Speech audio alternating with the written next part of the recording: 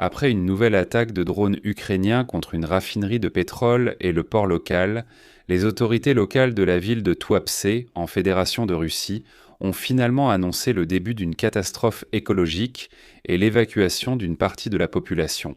Mais au même moment, Vladimir Poutine a officiellement et publiquement déclaré que les Russes à Tuapse n'avaient en fait rien à craindre, qu'il n'y avait pas de catastrophe et qu'il n'était pas nécessaire d'évacuer qui que ce soit, se demandant pourquoi il fallait semer la panique.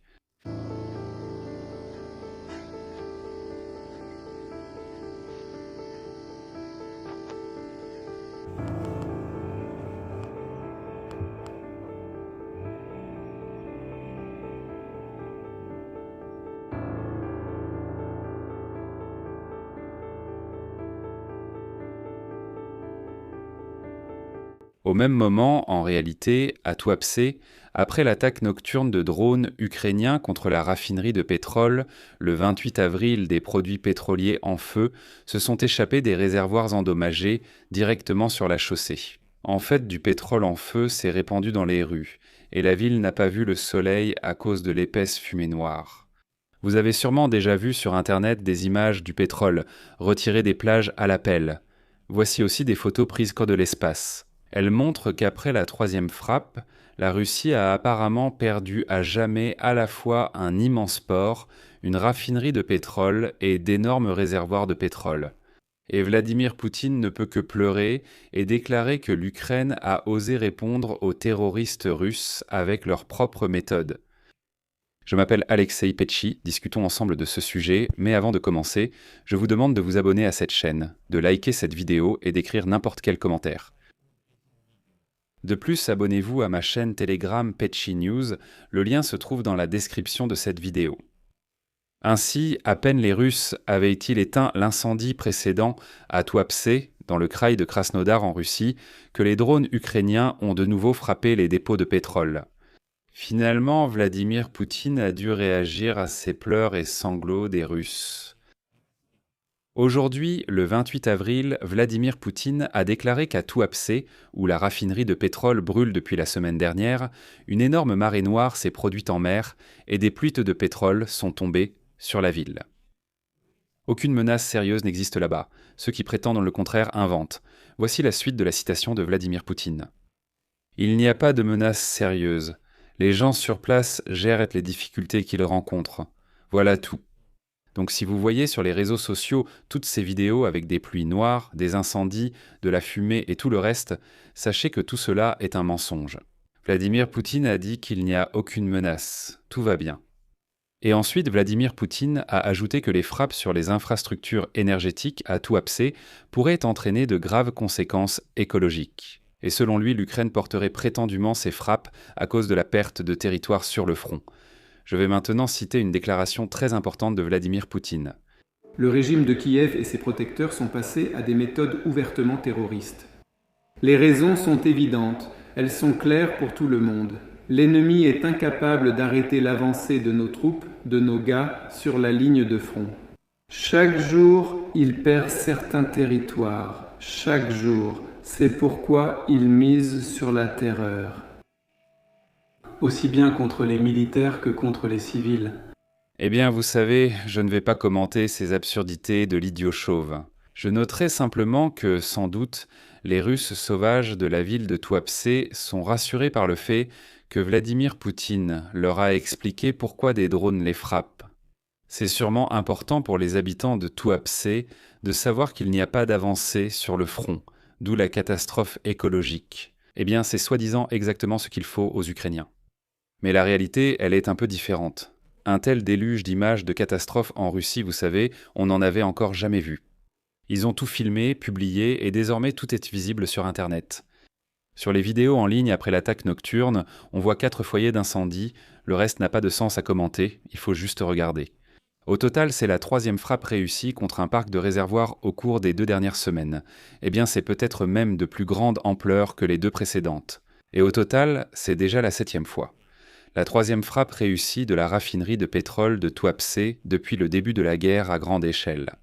Eh bien, si on regarde la carte, on verra qu'il suffirait encore de quelques frappes pour qu'il ne reste absolument plus rien de ce qui relève du raffinage du pétrole à Tuapse. Et maintenant, regardons simplement cette beauté, sans commentaire. Sous-titres réalisés par Мой это пиздец. Лопнула бочка. Жарко около окна стоять. Всё. Sous-titres d'Imatorzok.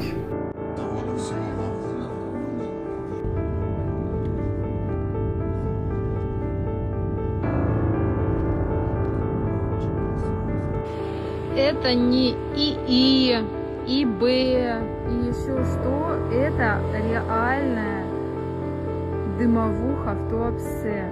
Я нахожусь в 25 километрах от Туапсе.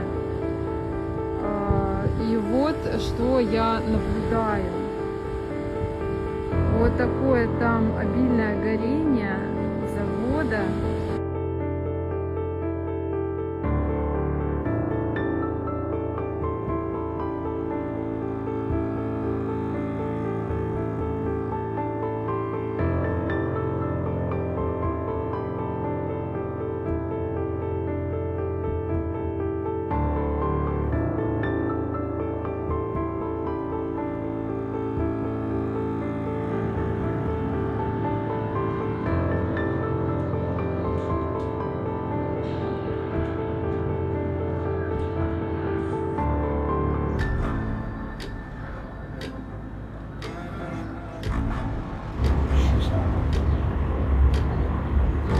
Sous-titres d'Imatorzok, gros nuages de fumée à Tuapse.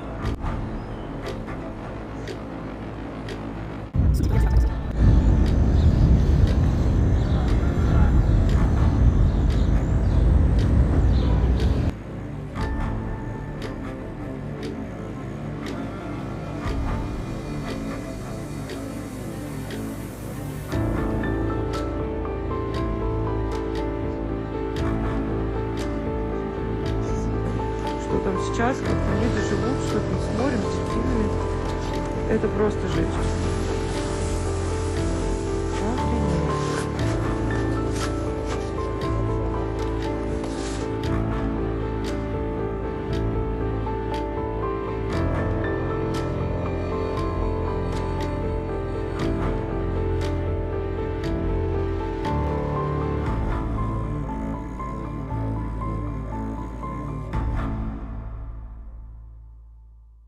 Qu'avons-nous au final? Les premières frappes sur la raffinerie de pétrole de Tuapse ont eu lieu les 16 et 20 avril. Après l'attaque du 20 avril, l'incendie à l'usine n'a pu être éteint qu'après 4 jours. Les réservoirs endommagés ont provoqué une fuite de pétrole dans la mer Noire. Et en une semaine, la nappe de pétrole s'est étendue le long de la côte sur 77 km.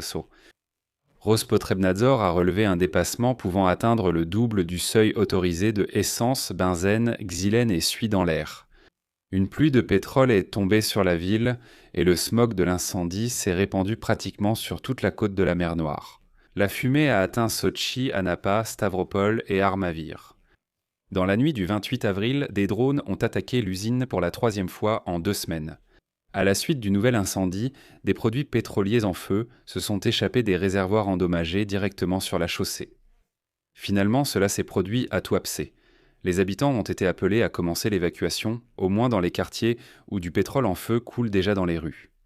Le maire de la ville de Tuapse, Sergueï Boïko, a déclaré, je cite, « Chers habitants des rues Kochkina, Pushkina et des ruelles adjacentes, en raison de la menace de propagation du feu, l'administration du district municipal de Tuapse vous demande d'évacuer. » Le gouverneur du Kraï de Krasnodar, Veniamin Kondratiev, qui, soit dit en passant, a déclaré aujourd'hui à Poutine que tout allait super bien chez nous, a également appelé les habitants de Tuapse à évacuer pour leur sécurité.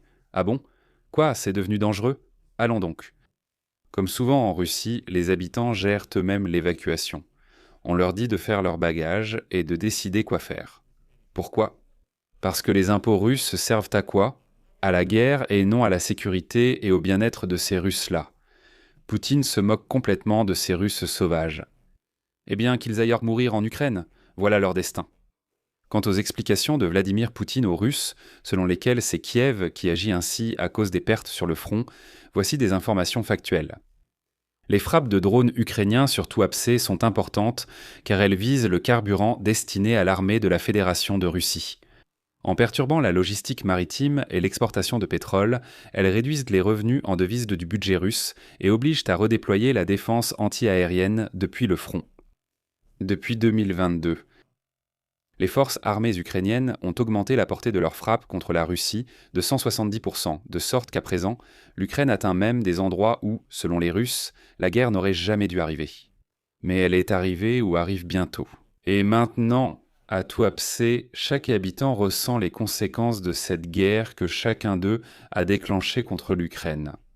Eh bien, pour finir, je vais citer une phrase très célèbre. La plus grande erreur, c'est de sous-estimer les Ukrainiens, de penser que les Ukrainiens sont faibles. Ces mots appartiennent au premier président de l'Itchkérie, Djokhar Doudaïev, et il mettait en garde les Russes il y a plus de 30 ans déjà. Vous n'auriez pas dû vous mêler de l'Ukraine. Je m'arrête ici, donnez votre avis et vos conclusions en commentaire sous la vidéo. Abonnez-vous, activez la cloche et mettez un like. Si vous souhaitez soutenir le travail de cette chaîne YouTube, vous pouvez le faire en faisant un don via les liens et coordonnées indiqués dans la description de cette vidéo ou via le code QR affiché à l'écran. C'est tout pour aujourd'hui, prenez soin de vous, à bientôt. Sous-titres.